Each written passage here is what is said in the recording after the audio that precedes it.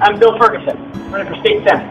Worked in the school system for the last 5 years, and I've seen some pretty great things, some great progress, but I think that we need a little bit more urgency and passion to kind of get the schools and communities back to being excellent, to keep young families in the city, and prevent them from going out to the county.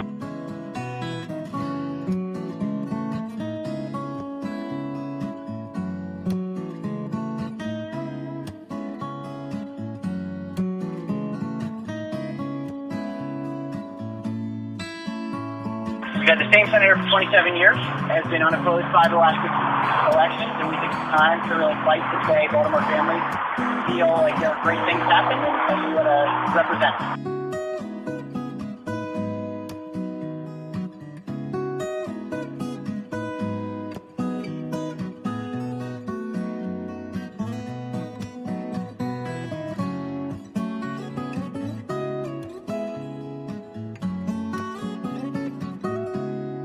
Can I count on your support in September?